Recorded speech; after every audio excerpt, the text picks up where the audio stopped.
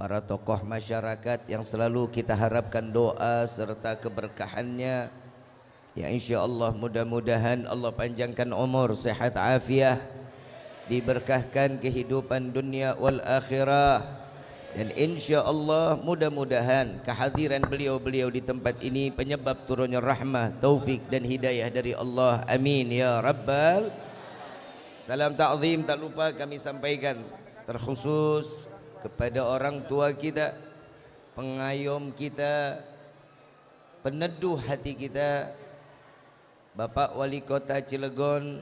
Kita doakan semoga Allah panjangkan umur, sehat afiah, diberkahkan kehidupan dunia wal akhirah, dan insyaallah jabatannya di dunia ini penambah amal ibadah di sisi Allah. Amin ya rabbal. Wabil khusus kepada Ketua DPRD Cilegon yang insyaallah mudah-mudahan Allah panjangkan umur, sehat afiah, diberkahkan kehidupan dunia wal akhirah, dan insyaallah mudah-mudahan jabatannya juga menjadi tambahan amalan ibadah di sisi Allah. Amin ya rabbal. Wabil khusus kepada Dewan Kemakmuran Masjid Al-Ittihad, betul, Al-Ittihadiyah, ya insyaallah mudah-mudahan sebagaimana mereka menjaga rumah Allah, Allah jaga mereka dunia wal akhirah. Bil khusus hadirin wal hadirat, mukminin mukminat, fahamdan li rabbin hasana bi Muhammadin wa an qadhana min dhulmati jahli wad dayajiri ila nuril islamin wa ilmin wa hikmatin wa imanin wa yumnin wa khairil awamiri. Alhamdulillah, alhamdulillah ala ni'matil islam wal iman wa kafa biha min ni'mah. Alhamdulillahilladzi hadana bi abdihil mukhtari man da'ana ilaih bil idni wa kad nadana labbaika ya man dallana wa hadana. Shalla alaika Allahu bari'uka alladhi bika ya musyaffa'u khassana wa habana ma'alikal adhari ma'dini sirrikal asma' fahum sufunun najati himana. Labbaik ya Rasulullah, labbaik ya Nurullah, labbaik ya Habiballah. Pertama-tama limpahan puji serta syukur kita panjatkan kehadirat Allah Subhanahu wa taala yang Maha Agung, yang Maha Luhur, yang Maha Bijaksana, yang alhamdulillah dari mulai pagi sampai menjelang siang hari ini dengan segala bentuk kemuliaan serta nikmat yang Allah berikan kepada kita, khususnya nikmat Islam, nikmat iman, nikmat sehat wal afiat, nikmat umur yang panjang, yang insyaallah mudah-mudahan kenikmatan ini tidak Allah hapus sampai ajal menjemput kita. Dan kita juga minta kepada Allah mudah-mudahan apabila Allah tetapkan kita di dalam ajal, Allah matikan kita dalam keadaan husnul khatimah. Amin ya rabbal. Dan kita juga minta kepada Allah mudah-mudahan tidak keluar dari majlis yang mulia ini melainkan semua dosa kita diampunin sama Allah, diganti dengan pahala yang berlimpah. Allah kabulkan segala hajat dunia maupun akhirat. Doa yang selama ini kita minta maupun yang lupa kita minta semua diijabah oleh Allah. Amin ya rabbal alamin. Salawat beserta salam terlimpah curah keharibaan Nabi besar Muhammad sallallahu alaihi wasallam beserta keluarga, sahabat hingga umatnya sampai yaumil qiyamah. Amin ya rabbal alamin. Ayyuhal hadirun jamaah rahimakumullah. Tidak ada kata yang lebih pantas keluar dari lisan seorang pendosa seperti kita di pagi hari ini kecuali ungkapan syukur kita kepada Allah dengan mengucap ampunan Allah yang paling ditunggu bagi setiap hamba. Saya mau tanya lagi, kira-kira yang datang ke sini bawa dosa apa enggak? Banyak apa dikit? Duit bawa duit? Banyakan mana duit sama dosa? Sadar, jujur, enggak bohong. Alhamdulillah. Cuman orang Cilegon banyak dosa, alhamdulillah. Orang di mana-mana mah banyak dosa mah astagfirullah. Alhamdulillah hari ini tanggal 15 Sya'ban. Telah masuk tanggal 14 malam ini ya. 14 malam ini maghrib berubah menjadi tanggal 15. Berarti Habib Umar bin Hafid, guru kami Habib Umar bin Muhammad bin Salim bin Hafid bin Syekh Abu Bakar bin Salim, beliau mengatakan, orang yang menghidupkan bulan Sya'ban sebelum datangnya di pertengahan, sebelum kita mulai baca Yasin 3 kali nanti nih, apa kata Habib Umar? Orang yang menghidupkan tanggal 14 dengan ibadah kepada Allah, maka niscaya apa yang nanti kita baca pasti akan diterima oleh Allah. Coba bisa kebayang, nih hari kita udah mulai nih dengan awalan kebaikan. Jangan sampai pulang dari sini yang nggak baik. Hubungan sama Allah udah tentu baik. Alhamdulillah nih hari kita lagi disebut sama malaikatnya Allah. Ini hari kita lagi digosipin sama malaikat Allah. Nih ada satu fulan, wahai malaikatku, ini hambaku sedang apa? Allah maha tahu. Tapi Allah berhak bertanya kepada malaikat, karena malaikat ada tugasnya masing-masing. Ditanyakan, wahai malaikatku, nih orang Cilegon ngumpul di Masjid Al-Ittihadiyah ngapain? Minta, ya Allah, satu, minta dijauhkan dari siksa api neraka. Betul apa enggak? Ada di sini orang yang doa, ya Allah, cita-cita saya pengen banget masuk ke dalam neraka. Kata Allah, memang dia telah lihat bagaimana nerakaku? Belum ya Allah. Seandainya dia tahu, demi Allah, mereka tidak akan keluar dari majlis tersebut sebelum engkau ampuni dan engkau terima taubatnya ya Allah. Lalu apa yang mereka inginkan? Mereka menginginkan masuk ke dalam syurgamu ya Allah. Mau masuk surga enggak? Mau masuk surga? Nanti habis ini kita bahas ya. Apa kata Allah? Wahai malaikatku, apakah dia telah melihat bagaimana nikmat surgaku? Belum ya Allah. Bagaimana seandainya dia tahu? Wahai Rabbi, seandainya Allah memberikan umur atau ruh 1000 ruh Allah titipkan kepada jasadnya, setiap ruh dicabut sampai 1000 habis, mereka tidak akan keluar dari majlis sehingga Allah menerima mereka masuk ke dalam surganya Allah. Alhamdulillah. Nah, Allah ciptain kita fungsinya buat apa? Allah abadikan di dalam Al-Quran, tidak Allah ciptakan jin dan manusia kecuali untuk ibadah. Allah minta kita cuman buat ibadah. Berat apa enggak? Berat apa enggak? Berat, Bib. Orang lagi enak tidur disuruh bangun sholat subuh. Betul? Ini teguran Allah, padahal Allah mau ngasih kita hadiah besar. Contoh, di sini ada Bapak Wali, Pak Wali Kota datang ke sini, wallah karena menghormati. Karena beliau seseorang yang tahu betul bagaimana membalas budi. Beliau tahu bagaimana saat menerima undangan adalah hukumnya wajib. Saya ngomong sama Pak Wali kayak begini, jujur demi Allah, setiap saya ceramah yang ada Pak Wali Kota cuman Banjarmasin amat di sini berarti. Setiap wali kota yang diundang wali kota nggak pernah hadir. Apalagi ketua DPRD-nya. Alhamdulillah semuanya kumpul di sini. Senang apa enggak ngelihat yang begini? Semua ini adalah rahmat dari Allah. Pak Wali Allah izinkan buat datang ke sini. Maaf, Pak Wali tahu-tahu ngomong, wahai jamaah semua, besok sholat subuh, saya sholat subuh di Masjid Al-Ittihadiyah. Yang pertama datang insya Allah dapat 100.000. Soft pertama 100.000. Kira-kira penuh nggak di masjid? Emang bloon. Padahal janji Allah lebih besar daripada 100. Tapi memang manusia nggak pernah puas. Seandainya rahmat Allah diturunkan, dipandang oleh setiap hamba, makanya kita lagi banyak dosa, banyak banget dosanya. Maka rahmat Allah begitu turun waktu subuh kita nggak lihat. Kenapa? Kalau kena lihat mati kita, kaget. Betapa banyaknya malaikat turun ke bumi membawa rahmat Allah. Orang yang masuk ke masjid disiram rahmatnya Allah. Bukan amin, jalanin, saya nggak ngedoain. Ini buat yang laki. Pak, anak muda. Tadi saya ngelihat panitianya anak muda ya. Giliran PHBI tampil ke depan. Giliran subuh,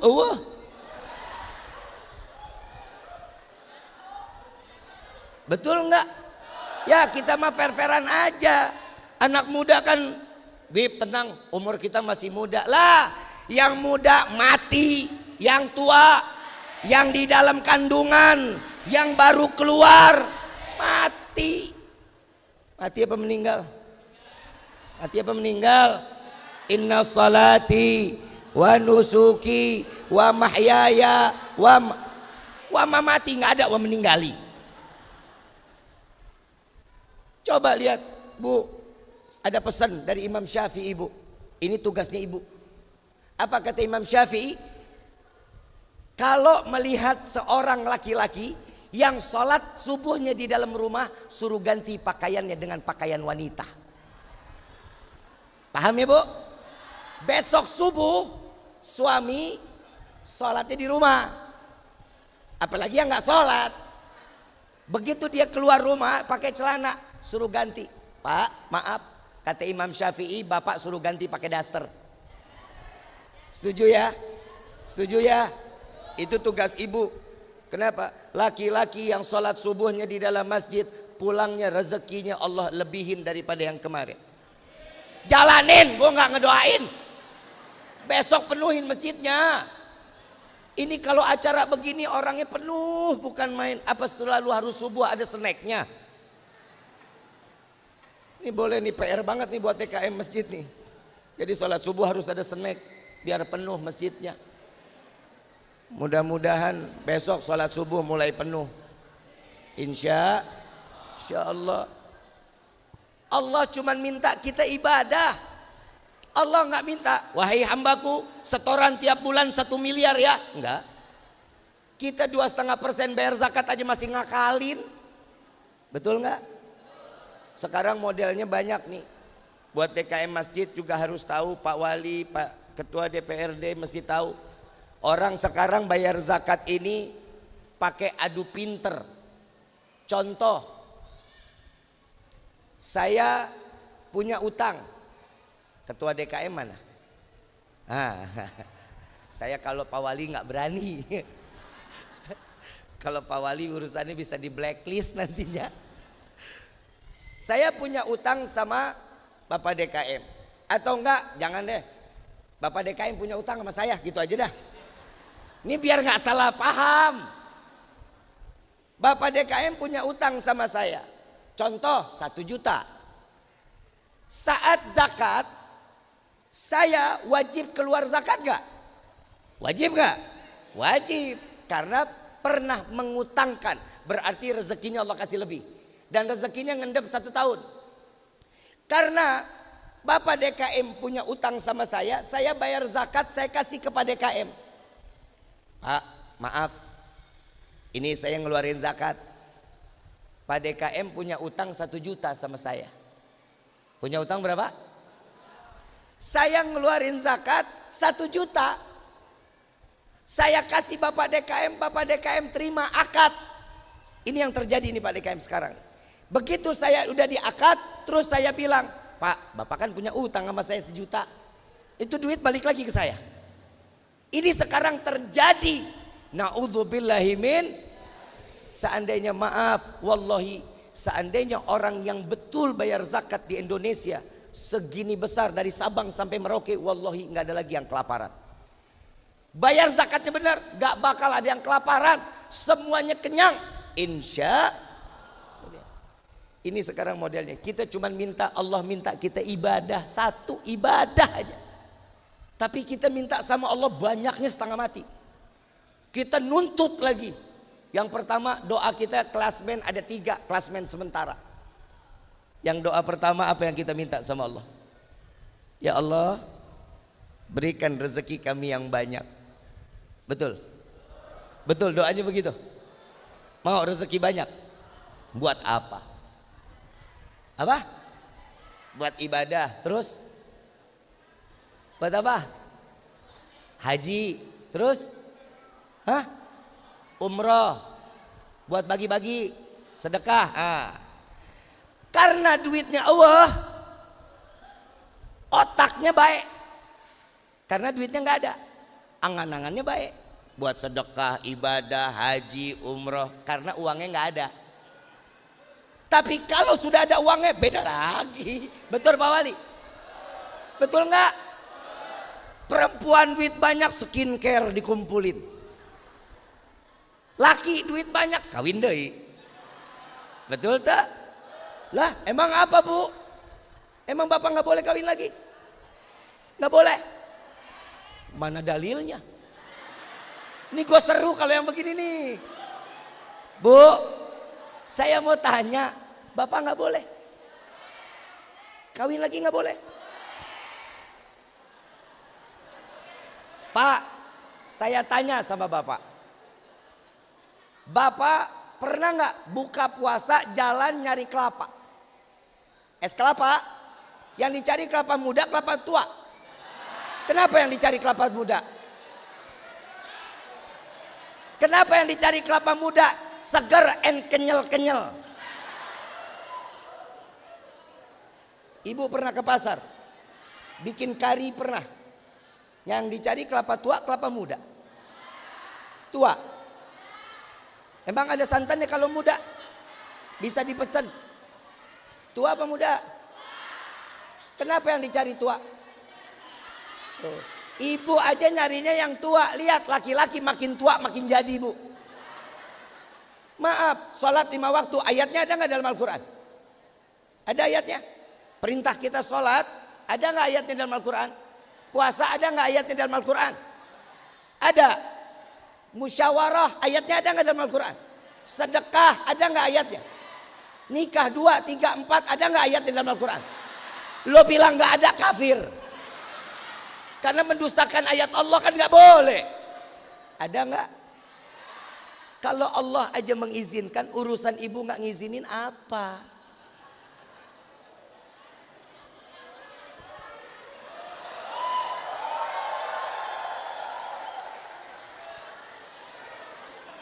Bu, maaf.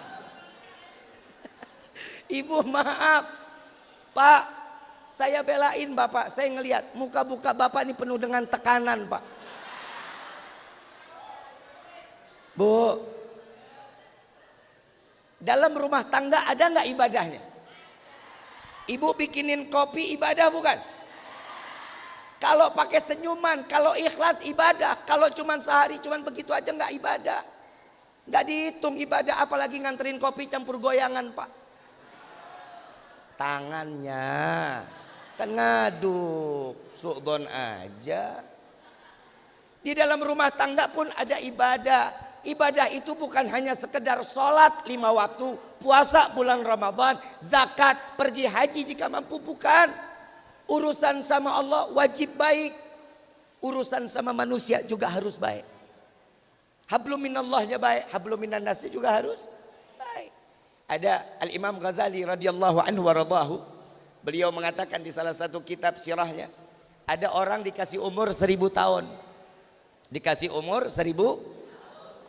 Dari mulai dia balik sampai akhir umur hidupnya ibadah. Sunnahnya dijalanin, wajibnya dijalanin, semuanya dijalanin. Gak ada satupun ibadah yang tertinggal. Allah kasih bonus. Malaikat pencatat nama-nama orang penghuni surga diturunkan oleh Allah ke bumi. Lalu saat itu orang yang ahli ibadah ngelihat. Kalau kita ngelihat orang baru kan nanya, tinggal di mana? Bapak siapa? Kan begitu ya? Ini malaikat ditanya sama orang yang ahli ibadah. Tuhan siapa? Saya malaikat Allah yang tugas saya mencatat nama-nama penghuni surganya Allah. Ya Allah, coba dilihat di dalam buku, pasti ada nama saya. Dibuka 1 lembar, 2 lembar, 3 lembar sampai akhir nggak ada namanya. Disuruh ulang lagi, dilihat lagi, nggak ada namanya. Bukan penghuni surga. Lalu Allah mengatakan, wahai malaikatku sampaikan kepadanya. Begitu disampaikan, wahai hamba Allah, kenapa namamu nggak ada di dalam buku ini? Sedangkan kau adalah orang yang ahli di dalam beribadah. Hubunganmu kepada Allah baik, tapi hubunganmu kepada manusia tidak baik. Maka amal ibadahmu tidak dicatat di hadapan Allah. Makanya kita kalau sholat pak, mau 1000 rakaat sampai jidat pindah ke belakang. Jujur sama tetangga gedekan, percuma. Kadang tetangga baru beli pasir sama semen, lu yang tempel koyo. Tetangga beli motor, lu yang kejang-kejang. Ibu Junedi datang pakai emas banyak, diomongin 2 bulan berturut-turut. Jangan, nggak boleh. Imam Syafi'i udah ngajarin kita juga. Ada satu murid nanya, wahai imam, ada 2 orang tingkah lakunya berbeda. Yang satu ahli ibadah tapi kelakuannya buruk. Ada orang yang nggak ibadah tapi kelakuannya baik. Di antara kedua mana yang paling baik?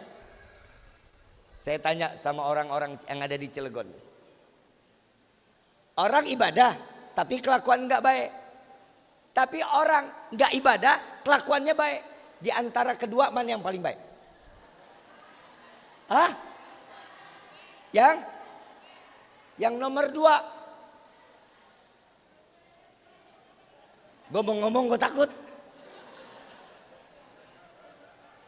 Pak Wali paham kan? Untung udah nggak masanya. Ada yang bilang nomor 2, nggak ibadah, kelakuan. Ada nggak yang bilang ibadah tapi kelakuan nggak baik? Imam Syafi'i jawab apa? Dua-duanya baik.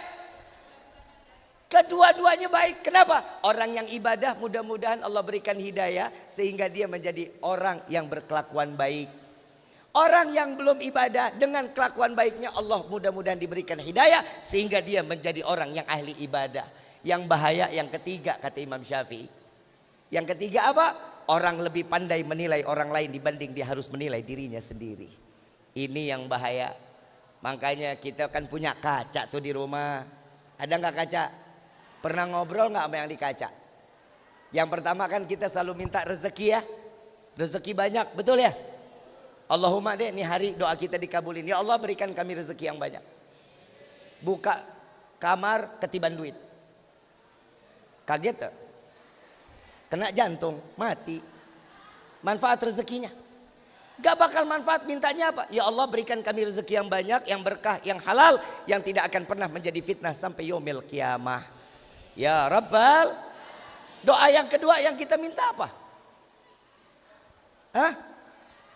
Ya Allah panjangkan umur kami. Betul? Mau panjang umur? Yang lain mati lo doang sendirian mau?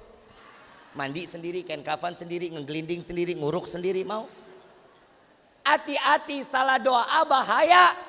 Makanya Bu, Pak kalau minta ya Allah jangan, ya Allah berikan hamba kesabaran. Jangan pada minta sabar. Jangan, ujiannya bakal lebih gede daripada yang kemarin. Jangan pernah minta ya Allah tambahkan hamba kesabaran. Jangan, ujiannya bakal lebih daripada yang kemarin. Ada satu sahabat Nabi, badannya gede, perang Badar ikut, perang Uhud ikut, sholat di belakang Nabi, badannya keker gede. 3 bulan Nabi nggak ketemu, ditanya, wahai sahabatku ngeliat gak orang yang biasa sholat sama saya di belakang saya nih?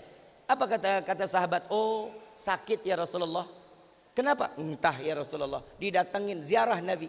Datang ke rumahnya, dilihat kulit sama tulang doang, badannya habis. Dia tanya, wahai sahabatku, apa yang membuatmu seperti ini? Apa jawaban sahabat?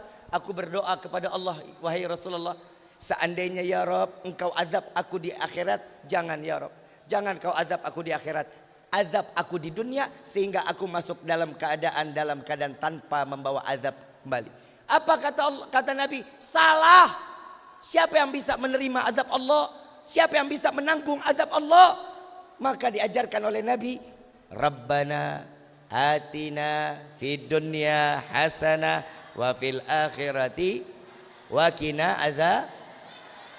Tuh mintanya apa? Ya Allah panjangkan umur kami dalam taat ibadah kepadamu. Ini doanya, amin gitu. Alah amin aja kudu disuruh. Doa yang ketiga apa? Klasmen sementara. Apa sih yang kita minta yang ketiga doa kita paling sering? Ya Allah masukkan kami ke dalam surga. Betul? Betul? Mau masuk surga? Saya tanya sekali lagi. Mau masuk surga? Emang model kayak kita begini pantas? Maaf saya cuma nanya. Saya nanya doang. Subuh jam 7. Ama suami jahat. Kalau ngomong melotot-melotot. Suami nyari rezeki au dari mana? Mau halal, mau haram, mau syubhat, main jejelin aja ke anak bini. Banyakan nongkrong sama ibadah. Maaf saya tanya lagi, model kayak kita emang kumpul di dalam sorga pantas? Pede banget lu insya Allah. Ada lagi yang lebih parah. Nabi turun Isra Mi'raj, Nabi gak makan 3 hari. Sujud Nabi, nangis Nabi, matanya sampai bengkak. Ditanya sama Siti Fatimah, ya Rasulullah, apa yang membuatmu enggan makan? Saja engkau ibadah. Apa jawaban Nabi? Aku diperlihatkan surga dan neraka. Yang aku lihat di dalam neraka banyaknya.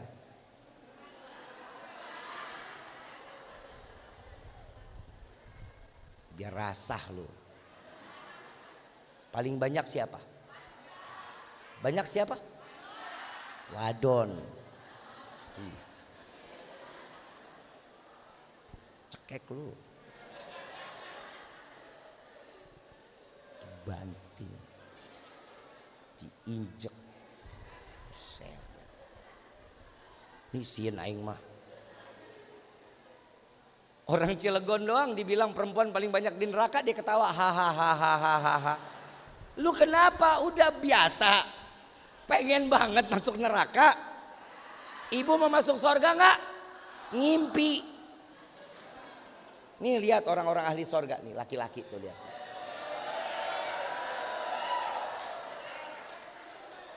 Bu, maaf, ibu mau kelakuan kayak gimana pun sama suami, sabodo teing aing mah. Tenang Pak, istri nggak mau ngurusin bapak, tenang. Istri nggak mau masakin buat bapak, tenang. Nggak mau nemenin bapak, tenang. Saat istri berpaling kepada suami, Allah ciptain bidadari dan dia bilang, wahai Rabbi, serahkan suaminya kepada saya. Ini istri nggak bisa ngurus, biar saya yang ngurus. Nggak peduli sama lu mah. Tahu bidadari nggak lu? Pernah tahu bidadari? Mau lihat bidadari? Nengok deh kanan kiri. Cie. Tuh perempuan tuh abis dibanting, diangkat lagi, wah senang dia. Senang, karena kenapa? Syahwatnya di telinga. Jadi kalau dipuji-puji dikit senang Pak. Bu, saya cerita bidadari sedikit boleh? Satu iler, saya nggak ngomongin bidadarinya deh, iler bidadari. Turun ke bumi, netes 1 tetes. Ini kan pohon enteng ya. Lu kayak gue pengen ketiban pohon beringin.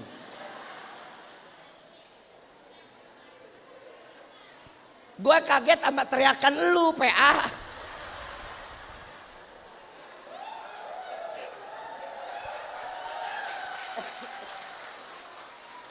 Bu, iler bidadari turun setetes ke bumi, wanginya satu bumi. Beda nggak sama iler bini lu? Pilih mana? Bidadari apa dia? Tuh, tuh hati yang ngomong tuh. Bidadari bib. Kenapa? Hati-hati sama suami-suami yang punya jenggot. Hati-hati, Nabi bilang apa? 1 helai rambut nih, jenggot, 1 helai jenggot, itu 1 bidadari yang sedang bergelantungan, Bu.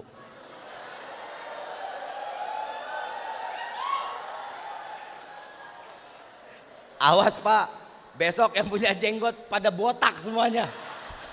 Lagi tidur main dikerok aja. Enak aja lu pada gelayutan, gua aja kagak pernah. Ibu bapak yang dirahmati oleh Allah, di dalam kehidupan ibadah kita banyak, tapi saya ambil hikmah daripada Isra wal Mi'raj Nabi Muhammad SAW. Saat Nabi sampai ke Sidratul Muntaha, Nabi Isra Mi'raj yang dibawa 2 Pak Bu. Yang dibawa 2, yang pertama adalah iman. Yang dibawa iman, yang kedua adalah akhlak.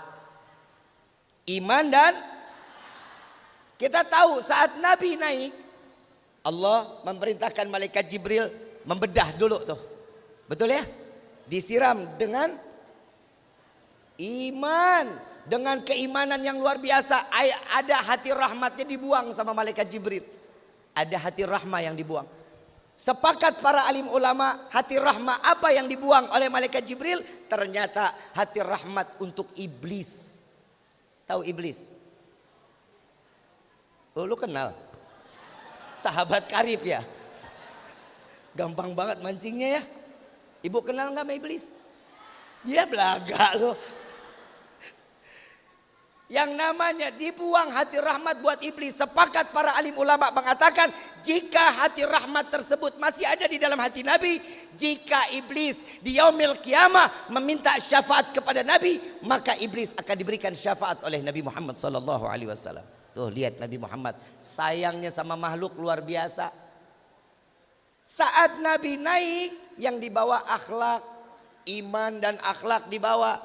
Begitu malaikat Jibril meninggalkan Nabi, mundur satu langkah, Nabi bilang, ya Jibril, ayo ikut saya, temenin saya berjumpa dengan Allah. Selama di bumi engkau temanin saya, masa sekarang udah sampai depan pintunya Allah kamu nggak mau nemenin saya?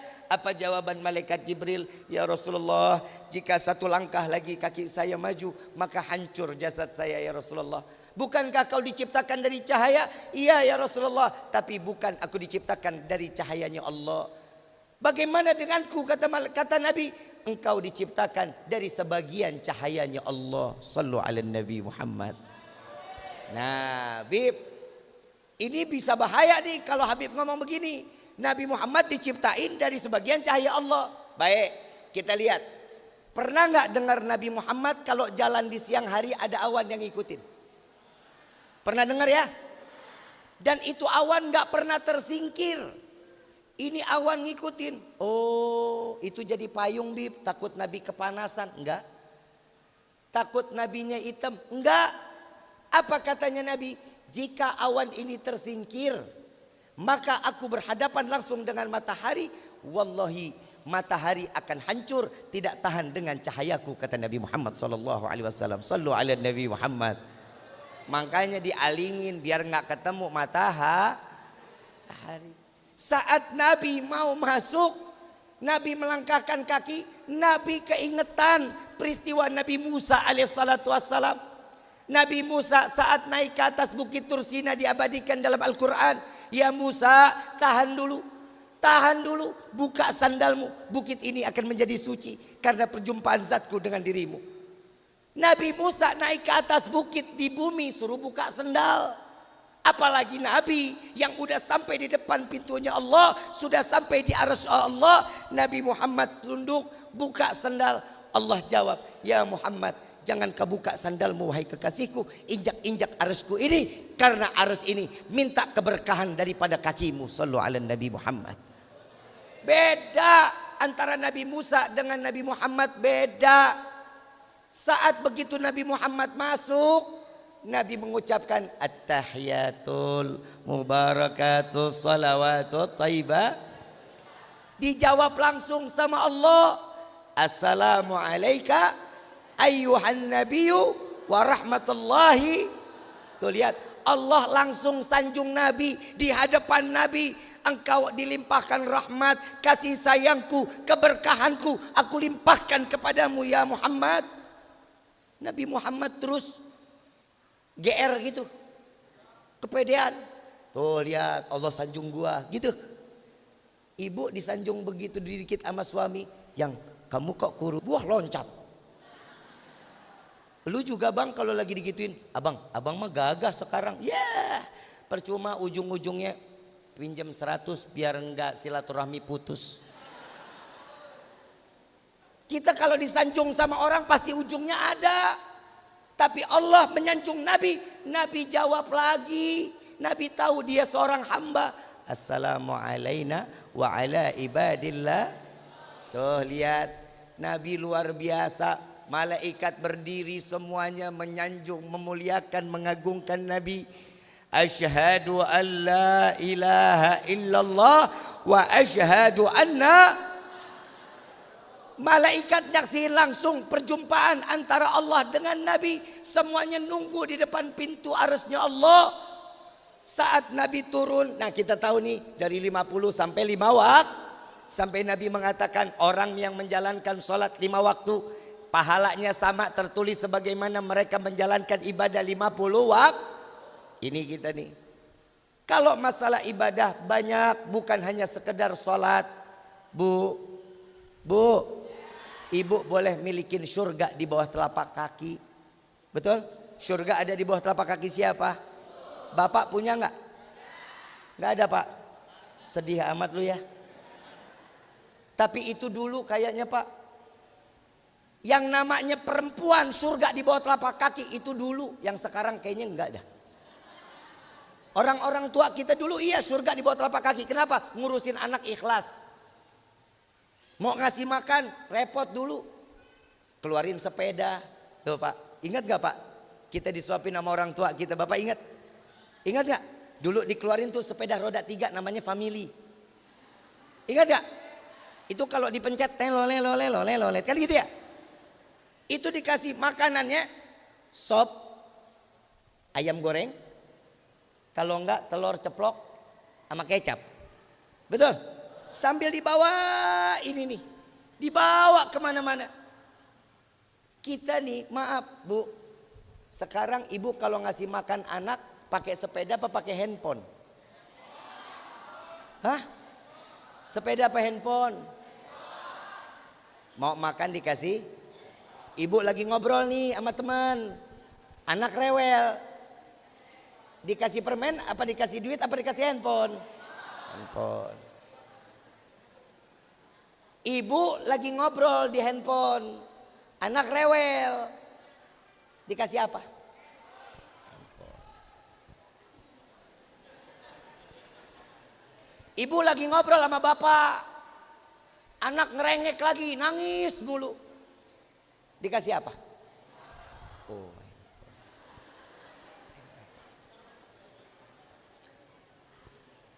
Kenapa sih apa-apa handphone kenapa Bu? Biar apa itu anak? Biar diam, biar anteng. Saya kasih amalan buat anak anteng, mau apa enggak? Cekek.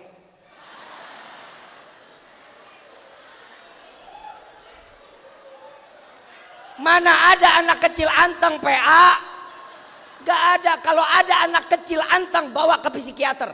Pasti ada gangguan kejiwaan. Jujur anak kecil diem aja, ketelek karet kali. Gak ada anak kecil anteng, khususnya buat DKM masjid nih. Ada DKM masjid minta maaf kalau ada anak kecil sholat di sini lari-larian jangan diusir. Jangan disentil, jangan digebuk, jangan pulang keluar. Jangan. Gak boleh. Maaf. Kenapa? Anak kecil itu mungkin rumahnya sempit. Ngelihat di masjid gede dia lari sana lari sini, wajar, namanya juga anak kecil. Yang penting kan nggak bawa bola main dalam, nggak main futsal, nggak pakai sepeda main ke dalam. Kenapa? Ada satu perkataan Imam Ghazali, beliau mengatakan jika suara di masjid sudah tidak terdengar suara anak-anak akan jadi musibah besar. Tidak lagi akan ada yang memakmurkan masjid nantinya. Sepi masjidnya. Ya, lagi kalau anak kecil bercanda kan wajar. Sisihin aja lah tuh berapa soft biar dia kumpulin aja tuh anak-anak. Dia mau biarin aja. Ya kan kalau aki-aki kan udah punya akal. Kan nggak mungkin juga kalau aki-aki masih bercanda aja.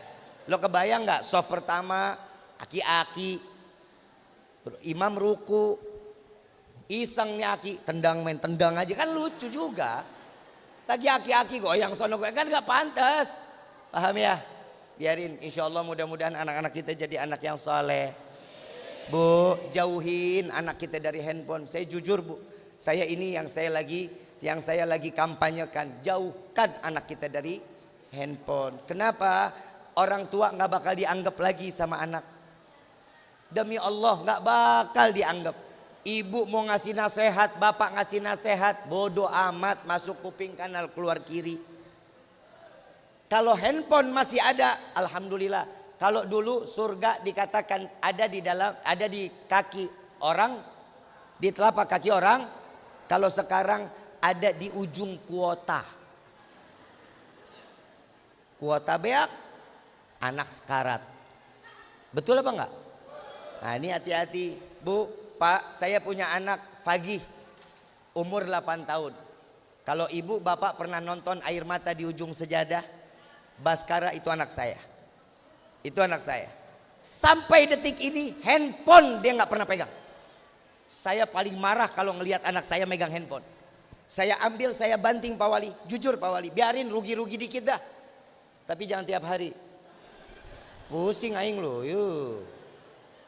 Sampai sekarang kalau dia megang handphone saya ambil, saya banting.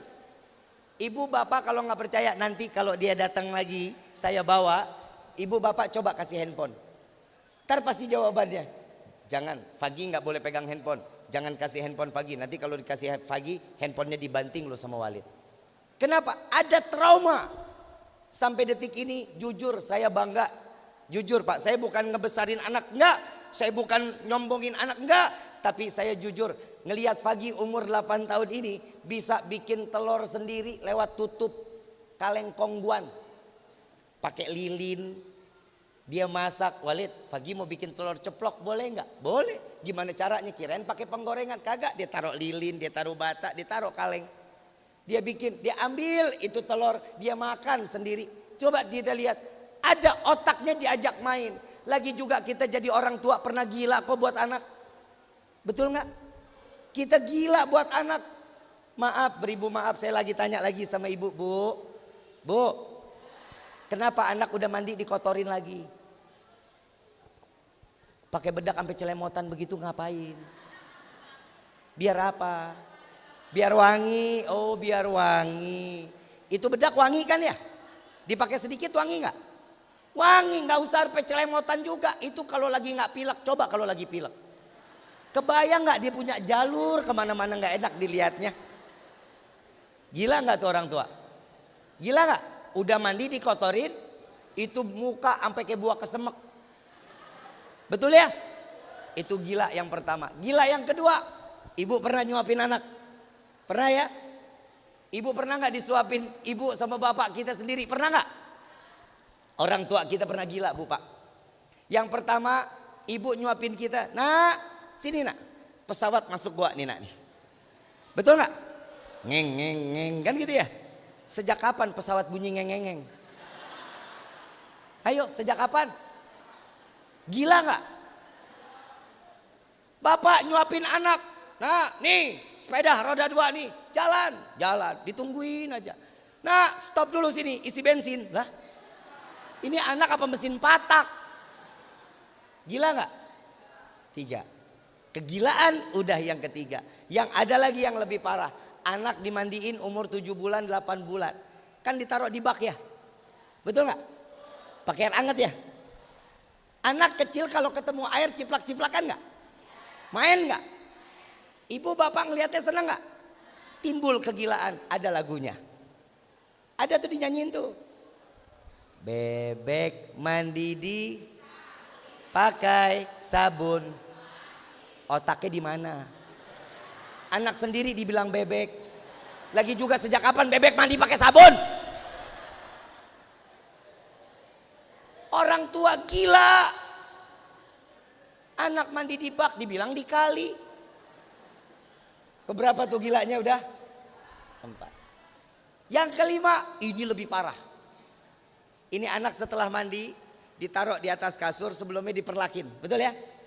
Udah diandukin. Yang namanya anak kulitnya kan sensitif.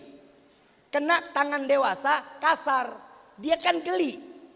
Betul nggak? Diminyak telonin dia bergerak, tangan gerak, kaki gerak. Betul? Dipakein bedak, giginya nggak ada, belum kelihatan ya. Makanya kalau ngelihat aki-aki ini kalau nggak ada gigi sedep banget dilihatnya. Gerak-gerak tangannya. Kenapa? Ini yang kita bisa jadi gila. Ada lagu tapi saya nggak tahu siapa penciptanya. Demi Allah, mungkin orang Cilegon ada yang tahu. Siapa ciptaan siapa di lagu? Nang ning ning nang. Ayo ciptaan siapa nih lagu? Ayo kasih tahu saya. Pak Wali kali tahu. Bapak DPRD, ciptaan siapa ini lagu? Berarti serentak se-Indonesia tahu di lagu ya. Ini jujur demi Allah, saya pernah ceramah ke Hong Kong. Orang Hong Kong itu lagi gendong bayi tetap nang ning ning nang. Lah sampai sini ya. Sama. anjutan itu lagu tuh. Nang ning ning na. Nang ning ning na. Anak siapa? Anak siapa? Gila gak? Yang mandiin dia, yang minyak telonin dia, yang bedakin dia, dia tanya anak siapa? Anak siapa? Orang tua ridho gila buat siapa? Anak. Tapi ada anak sekarang yang ridho gila buat orang tua. Ini bulan Sya'ban, jangan putus silaturahmi sama orang tua. Ingat, sukses apapun kehidupan kita, tanpa ada doa orang tua, kebencian hati orang tua masuk di dalam diri kita, maka hancur kehidupan kita.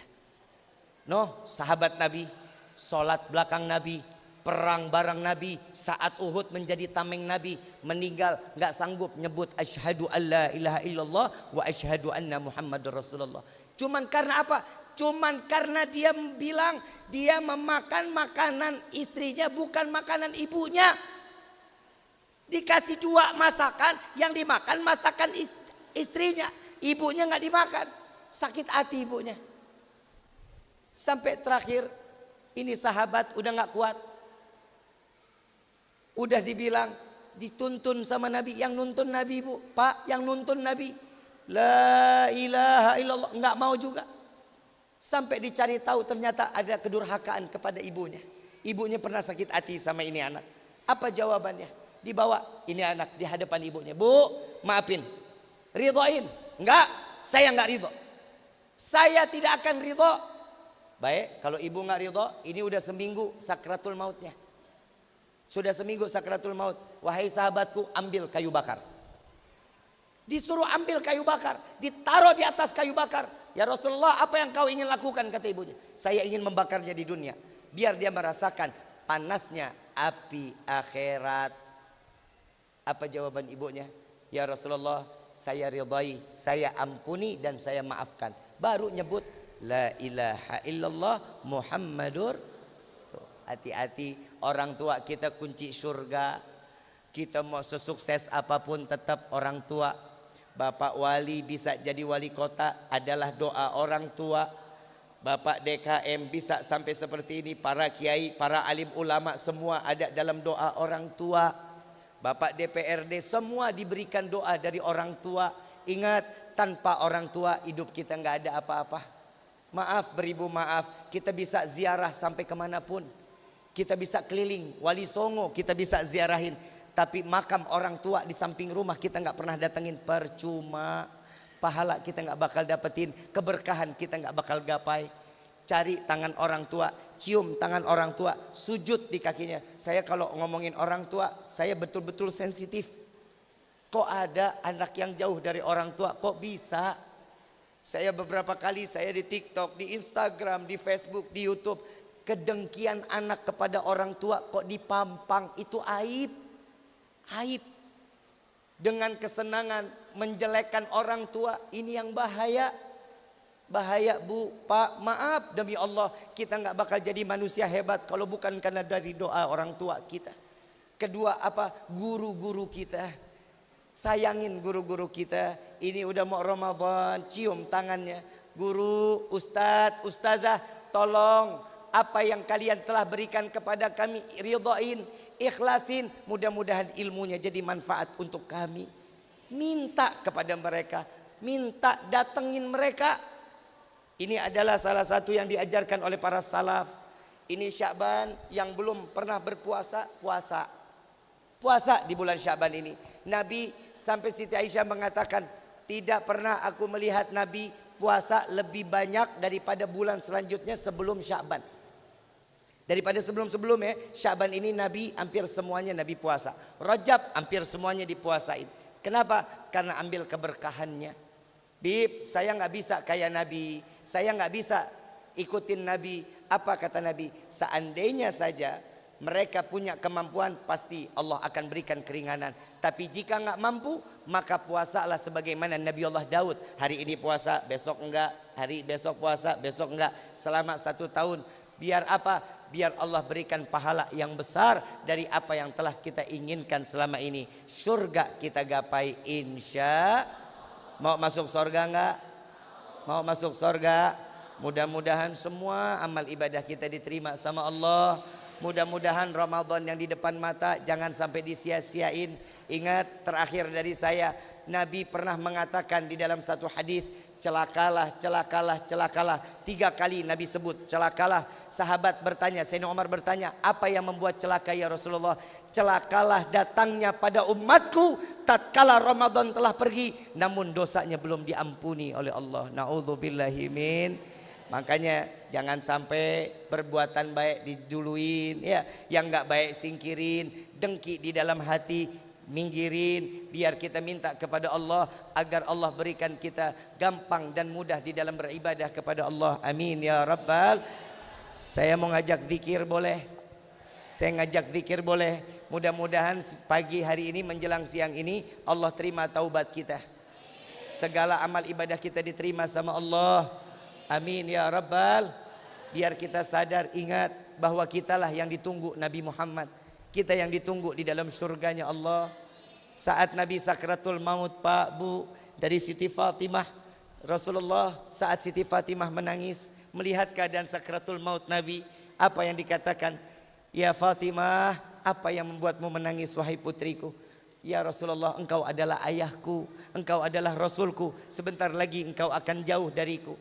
Ya Fatimah, dekatkan telingamu wahai putriku. Dibisikin sama Rasulullah, ya Fatimah, setelah wafatnya aku, engkau yang akan kembali kepada Allah. Makin tambah menangis. Ya Allah, tidak ada bulan yang lebih baik kecuali Allah berikan bulan 3 bulan berturut-turut, Rajab, Sya'ban, Ramadan, hanya diberikan tiket surga untuk umat Nabi Muhammad sallallahu alaihi wasallam.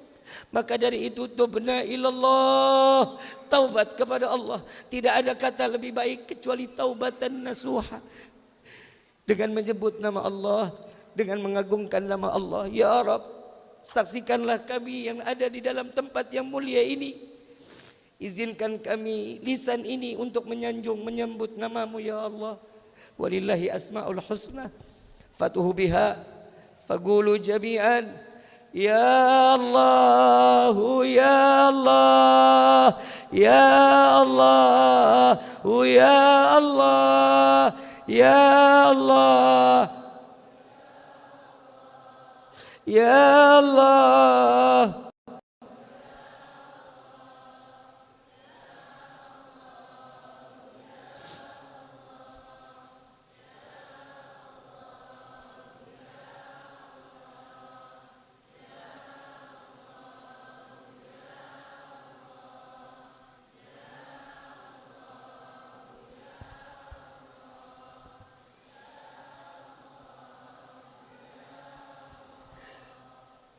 Wahai Rabbi, dengarkanlah panggilan kami para pendosa ini ya Allah.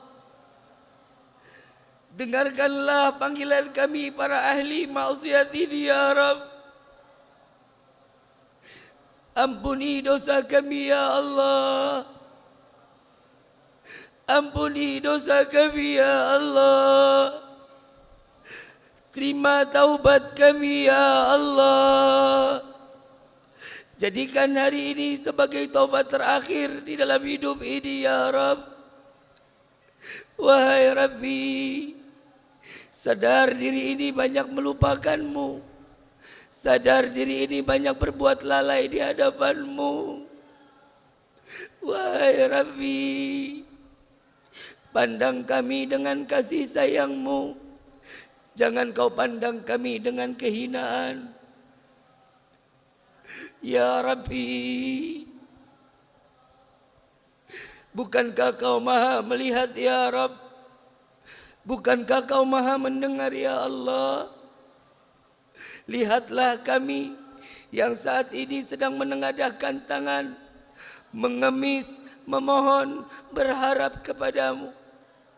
Bukankah kau mendengar rintihan kami menyebut namamu ya Allah? Ya Allah, ya Allah, ya Allah.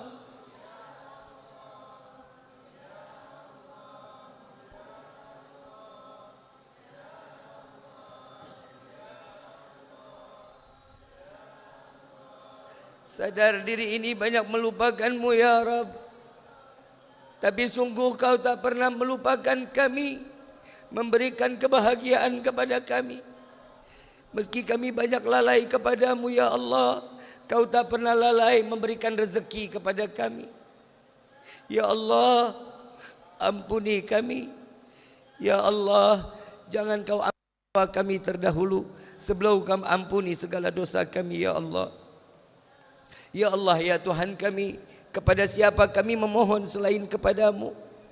Wahai Rabbi, lama mata ini tidak pernah mengeluarkan air mata di hadapanmu. Jadikanlah air mata ini saksi kelak di yaumil qiyamah, bukti taubat kami kepadamu ya Allah. Wahai Rabbi, panjangkan umur kedua orang tua kami, sehatkan badan kedua orang tua kami, angkat derajat kedua orang tua kami, bahagiakan kedua orang tua kami ya Allah. Dan izinkan kami membahagiakan kedua orang tua kami dengan membawa mereka melaksanakan haji dan umrah dan berziarah ke makam Sayyidina Muhammad. Ya Allah, ini adalah harapan terbesar kami. Wahai Rabbi, ampuni dosa kedua orang tua kami. Jangan kau tempel dosa kepada kedua orang tua kami karena perbuatan kami di dunia ini. Ampuni kami ya Allah, ampuni dosa kedua orang tua kami. Ya Allah, bagi kedua orang tua kami yang telah tiada, lapangkan kubur mereka ya Rabb. Terangkan kubur mereka dengan rahmat-Mu. Ya Allah, jangan kau biarkan mereka dalam kesendiriannya. Kirimkan malaikat-Mu untuk menemaninya sampai datangnya yaumil qiyamah. Ya Allah, izinkan kami menjadi anak-anak yang saleh-salehah, yang dapat menggenggam tangan kedua orang tua kami saat melintasi sirat agar mereka tidak tergelincir masuk ke dalam neraka. Ya Allah, izinkan kami membawa kedua orang tua kami ke dalam syurga-Mu, memperkenalkan kepada Sayyidina Muhammad. Ya Rabb, bukan kesenangan semata kami ingin masuk ke dalam syurga-Mu, bukan karena bidadari kami ingin masuk ke dalam syurga-Mu, melainkan karena ada nama yang berdampingan dengan nama-Mu, melainkan karena ada manusia yang merindukan kami dan kami pun merindukannya. Kumpulkan kami di dalam syurga-Mu bersama Sayyidina Muhammad. Cukup di dunia ini kau pisahkan kami, jangan kau pisahkan kami kelak di yaumil qiyamah. Ya Allah, jangan kau haramkan mata ini untuk memandang keindahan wajah Sayyidina Muhammad. Izinkan tangan yang penuh dengan dosa ini untuk menggenggam tangan Sayyidina Muhammad, untuk mengecup tangan Rasulullah. Izinkan lisan yang penuh dengan dosa ini untuk meminum daripada telaga Al-Kautsar melalui tangan Sayyidina Muhammad. Ya Allah, hanya inilah keinginan kami. Ya Allah, panjangkan umur guru-guru kami, sehatkan badan guru-guru kami, para alim ulama, para kiai, para asatid, para asatidah. Panjangkan umur mereka ya Rabb, berkahkan ilmu mereka ya Allah. Jadikanlah kami santri-santri yang terbaik di mata-Mu ya Rabb, karena perjuangan daripada guru-guru kami. Laula murabbi ma'araftu rabbi. Kalau bukan karena guru-guru kami, kami tidak akan mengenal siapa, bagaimana kami kenal-Mu ya Rabb. Ya Allah, jadikanlah kami yang duduk di dalam pemerintahan, berikanlah keistiqamahan kepada mereka ya Allah. Jaga hati mereka ya Rabb, tetapkan iman dan Islam mereka ya Allah. Jauhkan mereka dari segala bentuk fitnah dunia wal akhirah. Ya Allah, kami berdoa untuk negara kami ya Rabb. Jadikanlah negara ini negara yang baldatun thayyibatun wa rabbun ghafur. Jadikan daripada negara ini negara yang terbaik. Jauhkan dari bencana, jauhkan dari bala. Ya Allah, hanya kepadamu kami berharap. Engkau adalah pimpinan kami dunia wal akhirah. Engkau adalah pencipta kami ya Rabb, maka kami serahkan semua kepadamu. Ya ilahi wa maliki, anta ta'lam kaifa hali. Engkau yang maha mengetahui apa yang ada di dalam hati ini ya Rabb. الفاتحة بالقبول وتمام كل سول وإلى حضرة الرسول بسر الفاتحة.